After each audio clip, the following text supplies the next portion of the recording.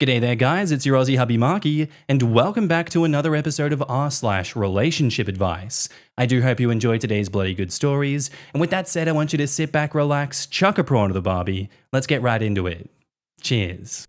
Am I the asshole for refusing to let my roommate's new emotional support cat live in our no-pets apartment?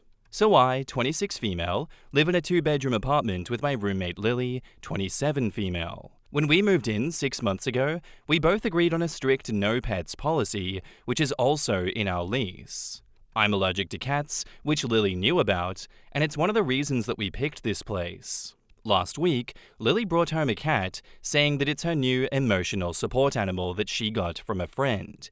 She just showed up with it out of nowhere and said, "It's not a pet, it's a medical necessity, so the no pets rule doesn't count." She didn't even talk to me about it first. The cat's already been making my allergies flare up. I told Lily that I get that she might need support, but the lease says no pets, and my allergies are really bad. I suggested that she find the cat a new home or move out if she needs the cat that badly. She got super defensive and said that I was invalidating her mental health needs and called me cruel for making her choose. She's refusing to budge and just letting the cat roam around. Am I the asshole for sticking to the no pets rule, even though she says that it's for her mental health? In the comments, Pristine Local says, "Not the asshole. Lease says no pets, you have allergies. She's weaponizing her mental health to force you into letting the cat stay. If she really needs the cat that badly, she can move and go through whatever process there is for an emotional support animal and get her own place." I say this as a cat lover. I have too. I would never move in with someone and expect them to just suffer and deal with it. OP replies, "Thanks. That's exactly it. She's acting like it's just my problem when it really affects both of us." Not the asshole. She can't just claim that a cat is an emotional support animal. I'm pretty sure there's actual paperwork that has to go into that for it to be considered. Someone please feel free to correct me if I'm wrong. OP replies, "Yeah, that's what I thought too. She didn't show me anything at all. I'd notify the landlord about what's going on before they find out about the cat and you both get in trouble for her decision. I don't usually suggest snitching, but she can't just use mental health as an excuse to do whatever she wants, especially if it's in your lease. Sounds like a recipe for trouble." And OP says, "Yeah, you're right. I'm definitely going to talk to the landlord before it turns into a bigger mess." Not the asshole. Go to the landlord. She's risking your health over this. She's gotta go.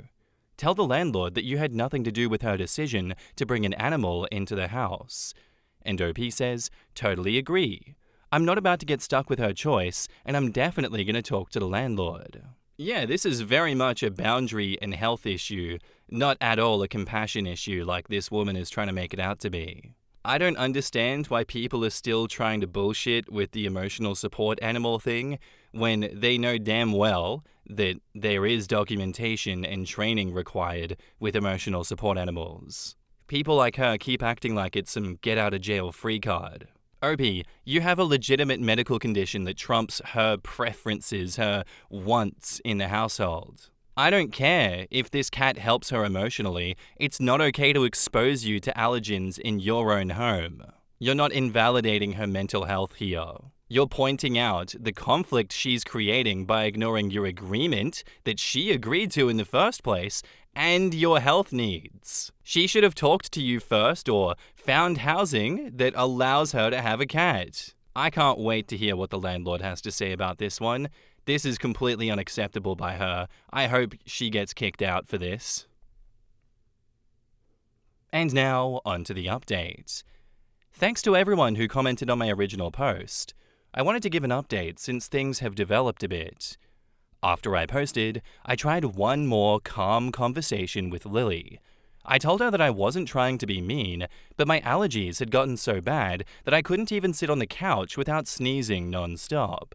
I also mentioned that our lease clearly says no pets unless we have written permission, and neither of us had that. She doubled down and said that because it's an emotional support animal, the landlord legally has to allow it. I told her that's not exactly true without proper documentation, and that even then, they would need to provide reasonable accommodation for both of us. She got annoyed and accused me of trying to find loopholes to control her. I'm so sick of Lily, dude. Get her out of here. At that point, I contacted the landlord myself. I explained that Lily had brought in a cat and that I was allergic. The landlord wasn't happy. They said there was no record of an approved ESA and that animals aren't allowed without prior approval. They offered to mediate if we both came to the office. When Lily found out that I'd told the landlord, she was furious. She said I went behind her back and that I should have supported her instead of snitching.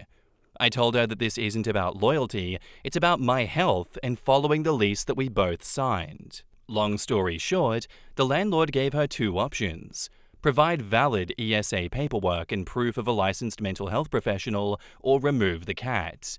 She couldn't provide the paperwork. She admitted later that she didn't actually get the cat through any formal process, and the landlord gave her a week to either move out or remove the cat. She ended up moving out a few days ago and took the cat with her.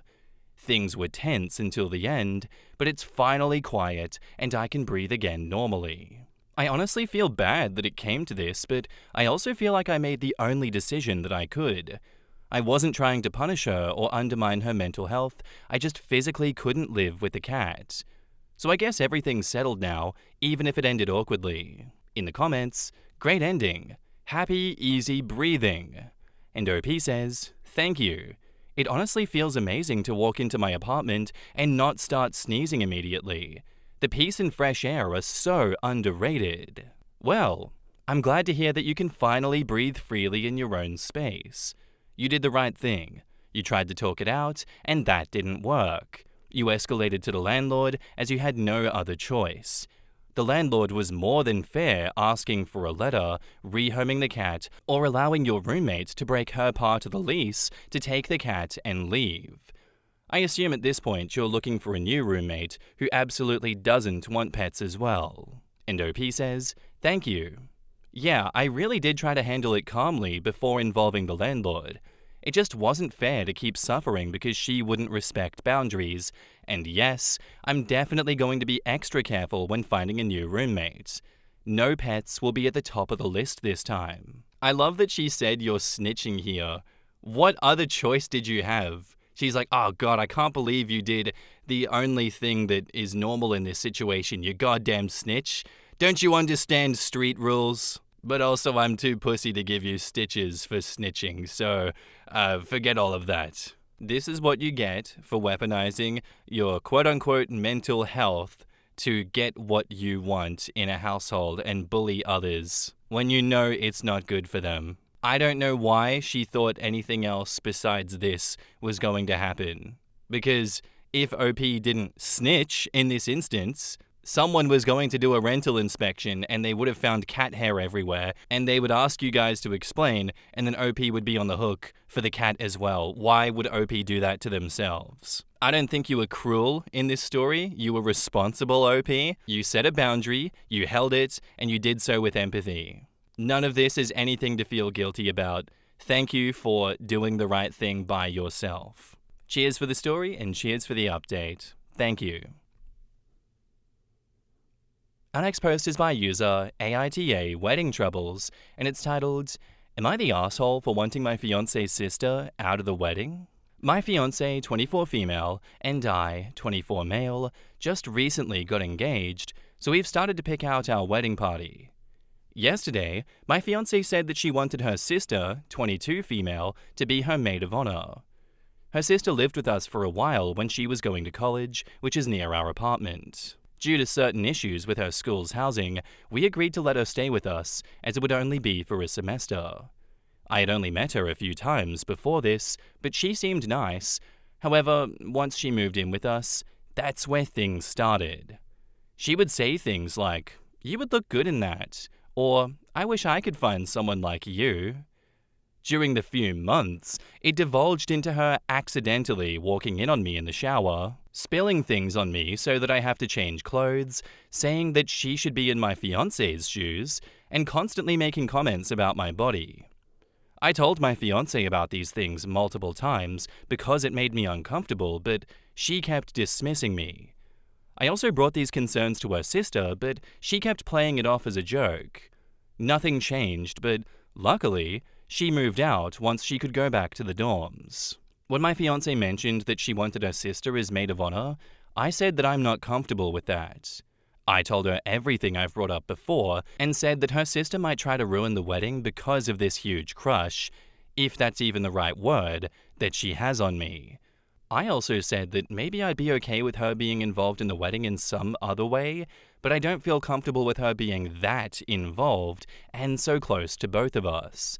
I said that it's her choice, but that's how I feel about it. So my fiancé said, "I've told you before, this is normally how she is. I want to keep her as my maid of honor." And then I said, "What if you were uncomfortable around my brother, best man? Wouldn't you want him to be out of the wedding party?" And she said, "Well, yeah, but that's your brother we're talking about, so it actually makes sense." Hold the fuck on. What do you mean by that? Hey, why is it different? Yeah, it's a man, so of course, there'd be a problem. Is that the reason? For context, my brother is married with kids, and he is a truly nice guy. My fiancé has met him plenty of times, and not once has he done anything that would make her uncomfortable, nor has my fiancé brought up concerns about him. So I said, "What the hell is that supposed to mean?" And she said, "I mean, I just don't like him very much. It's nothing against him." So I told her that there's a double standard here. My brother could get kicked out of the wedding party for just my fiancé not liking him, while her sister can't get kicked out of it for her practically sexually harassing me. I said that she should understand that I want our wedding to go well, so that means that I want us to enjoy ourselves without questioning if something will go wrong. She said, "I get that, but having my sister as my maid of honor would make me happy." I said that if she won't take my happiness into account, then I'm leaving. So, as I was leaving, she told me that I was an asshole. Reddit, am I the asshole here? In the comments, Yogos15 says, "Not the asshole. You're exactly right, there is a double standard here. It doesn't seem like your brother has done anything wrong, while your future sister-in-law has. Actually, plenty of times at that. Your fiancé's not taking your concerns or happiness into account. People often dismiss men being sexually harassed, which is not okay, and that's exactly what your fiancé is doing. Everything is about family for her, but when it comes to your family, she gets to decide for you. You have every right to be concerned about this. Stand your ground, OP." OP replies, "I don't get why my fiancé doesn't like my brother. She never gave a reason. She always seems to put her family first in every situation. I'm really questioning this relationship." Not the asshole. She's dismissing your concerns with the sister and straight up having a double standard when it comes to your brother that wasn't sexually harassing her. Something just popped in my mind though. Could your fiancé have asked the sister to do those things to test you? Either way, you're not the asshole. OP says, "I'm not sure. It's entirely possible. Either way, I'm questioning why she would do this to me." Info, why are you marrying someone who is okay with you being sexually harassed and wants your harasser to be a big part of the wedding? She should be sticking up for you. This isn't a good sign. OP says, "This was the only issue in our relationship. When her sister lived with us, she really had nowhere to go, so I assumed that my fiancé just wanted to put up with it until she was gone. When she mentioned the maid of honor thing, that's when I got worried." To a deleted comment, OP says, "No, I haven't officially yet. When I said that I'm leaving, I left to go to a friend's house to cool down. I'm seriously considering breaking things off after this. I asked about my brother because I noticed some hesitancy on her part when I wanted him to be best man, so it might have been an actual thought of hers." I don't blame you at all for reconsidering this marriage with this woman after that. And by the sounds of it, this is the first genuine kind of problem that you've had, the first kind of fight or misunderstanding, because yes, there have been many red flags along the way. Her completely dismissing the sexual harassment that you faced at the hands of her sister, downplaying it and excusing her actions. I understand not wanting to be confrontational over it and not wanting to kick up a fuss about it, but I think you should have. You should have kicked up a fuss with the sister, and you should have kicked up a fuss with her at the time and understood why the fuck no one is taking this more seriously. Because that from the start shows both of them have no respect for you, your feelings, or your boundaries. Not victim blaming at all, but because this was rug swept to this degree, it showed that they could get away with that without being challenged, and that's why we're getting some bullshit like this now, where this is genuinely a relationship-ending hill to die on. Your brother has done nothing wrong, is a good person, but the fact that she doesn't like him, she can just be like, I kind of just don't fuck with that guy. He just has bad vibes, family guy, lovely man, loves his kids, loves his wife, perfect track record. You really can't trust men like that. They're actually worse than Illuminati if you think about it. She's shown you that she can't be trusted anymore. She is not a safe partner. She will protect her family harassing you, and she will enable that behavior because she doesn't see a problem with it. Whether it was a test or not, that is some serious bullshit. I don't even think you should rethink this engagement. I think you should break up with her. Genuinely, how can you trust her after this? What else could this escalate to? Ask yourself that seriously, OP. And now, on to the update. So it's been a little over a month since I last posted here, and many people have been asking me for some updates. After seeing all of the responses, I realized that I was not the asshole, which I was unsure of from the beginning. The day after I posted, I called my fiancée to see if we could meet up and talk, and she agreed. During our meetup, I decided to tell her about the post, which she was somewhat shocked about. I mentioned that the comments were eye-opening for me, and I realized that she's never taken my feelings into account, not just with the wedding. I said that she's practically put her sister before me on many occasions, even with my concerns. She said that she understood, but she feels that her feelings mattered more here. Translation, I hate my fiancé. She said that this is her family that I'm judging, and since she's the woman in the relationship, her emotions should be catered to. Top tier rage bait. I asked her why this can't be the reverse for me when discussing my family, but she couldn't give me an explanation for that. OP, it's because you're worse than filth, okay? Let's just put it out there. I said that this incident was the tipping point for me, and since she wouldn't apologize for what happened, then things will not work out for us. I asked for my ring back, which she did with no emotions and nothing else to say, and I walked out. I have to admit, the holidays were a little rough for me, but I had a lot of family and friends that were there for me. Over time, I grew to learn that this was just a bump in the road and that I should move on. I plan to start dating again, so wish me luck. In the comments, quote, she feels that her feelings mattered more here. Translation, I will be a demanding emotional vampire and expect you to take it for the entirety of our marriage. If your fiancé gives you your ring back without any emotion and walks out, moments after she said that she expects that only her emotions should be catered to in this relationship, you know that you've made the right choice. She can almost cut her disdain with a knife and shove it down his throat. Not someone that you want to marry if your goal is having a healthy and loving relationship with a true partner in every sense of the word. Good. And I hope the door hits her on your way out the door, OP. I hope it flies off the hinges and speeds her way. That is some goddamn emotional vampire energy right there, and I'm not loving it. I'm surprised that she didn't do the whole manipulation thing where she's like, no, actually, I love you a lot. You're my everything, cough, cough. Please don't leave. Who else am I going to emotionally beat down day by day to raise myself up? Please, doormat. You gotta stay in your place. Thank you for bringing your story to Reddit, OP. I'm glad you got the perspective that you needed in this one. So, good luck with the next person that actually treats you well.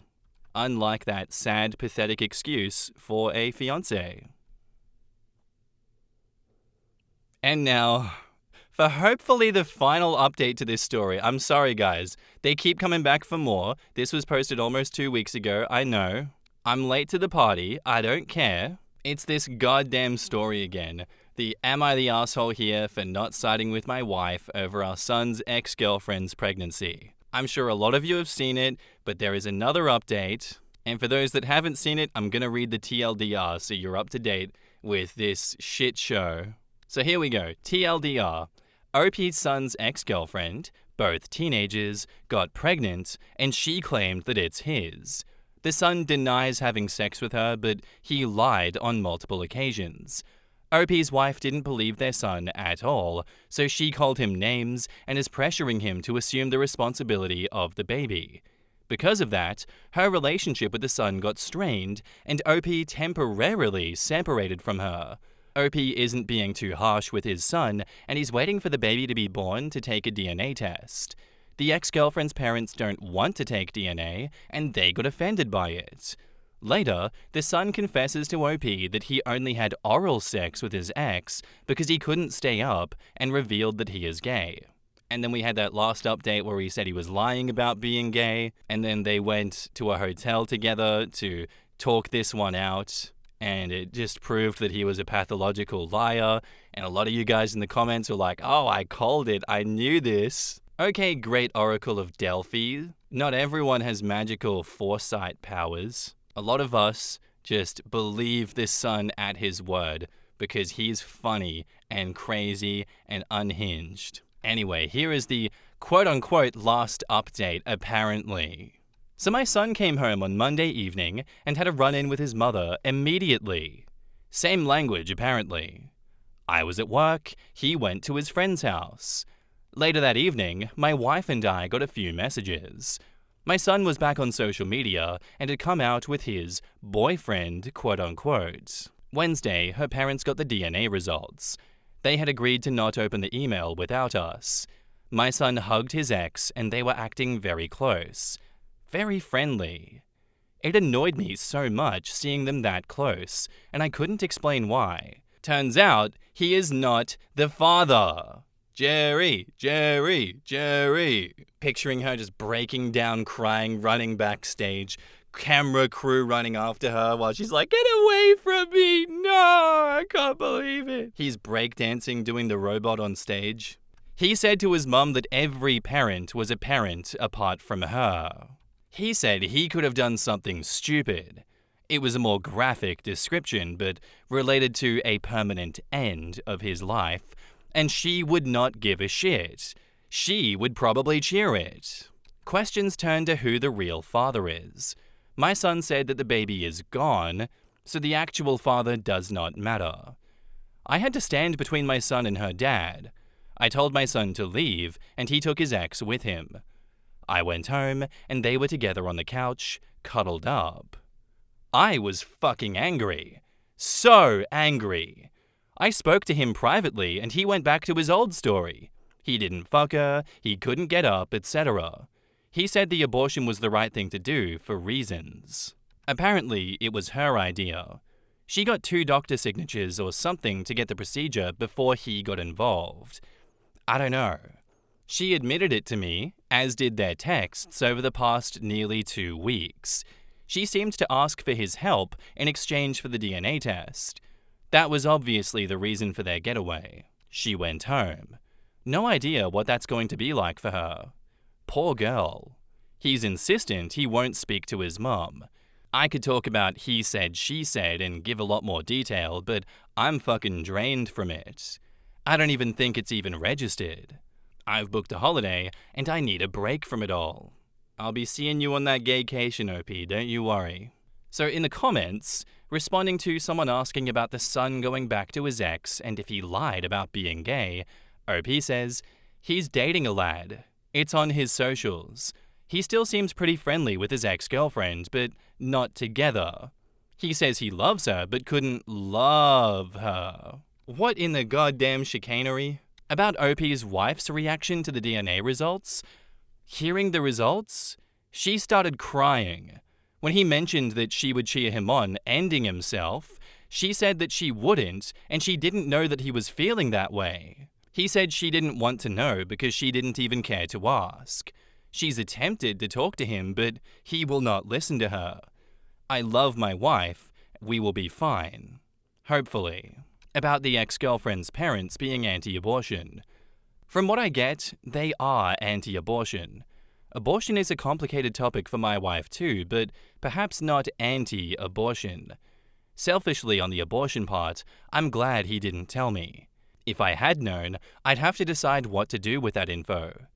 My wife and I will get there, hopefully, but we'll have to live separately until we can find a way around this, if possible. About why the son hates his mum so much? He says that he was being bullied in school and social media. People turned their backs on him. He was being stitched up for something, and his mother sided with them. Didn't give him a chance. Didn't even ask him how he was, but she'd ask his ex how she was all the time. That's why he hates her, according to him. He'll have to settle down. You're right. About how the ex-girlfriend got an abortion. What I'm told by both of them is that the abortion next door is 24 weeks, and it's legal to travel for that as long as you get 2 doctor signatures. She was within the 24 weeks, but not the 12. What story she came up with to get the 2 doctor signatures, I don't know. My son said that the procedure was disgusting. About how the son is doing, and how's the situation between OP and his wife. My son is living with me. His boyfriend is his friend's cousin. He lied at the end that it was his so that they could get the abortion done without us getting involved apparently. Everything up to that point, he was telling the truth. My wife and I are still living separately, but we are fine, hopefully. She's a mess. I don't mean that in a bad way, but she is, unfortunately. On if the son is going to therapy, OP says, thanks for the response. He's on a counseling waiting list. If he has a misogyny issue, I'll let the counselor work through it a bit first because I'm probably not the best to sort that out. The negative side is that he has completely pushed his mother out of his life. In school, he removed her as a contact, nor can she get any info from the school. I didn't know that he could do that, but apparently he can. He's blocked her on all social media and blocked her from calling him or texting, etc. I hope there's something that can be overcome, but get the counselor first. The maybe positive is that he's very friendly with his ex since. He's gay, so not friendly in that way, but they hung out a good bit this week. Just watching movies, etc., so I don't know. This story is so goddamn Michael from The Office with the snip, snap, snip, snap, snip, snap. You can't just keep going back and forth on these things. So he was gay, and then he was lying about being gay, and now he's back to being gay? And her ex's dad is still Philip Schofield? Is that what I'm getting at here? Either way, what the hell is this story?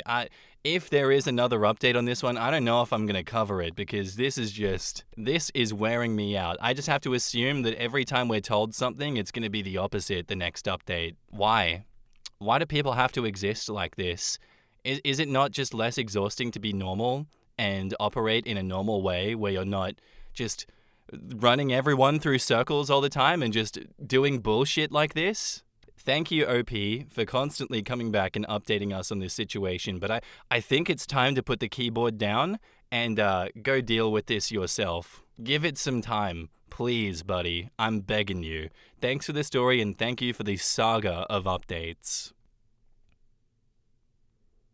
Anyway, guys, that's where I'm going to end today's episode. I do hope you enjoyed. If you did, let me know what you thought of it in the comments down below, and I'll see you in the next one. Bye.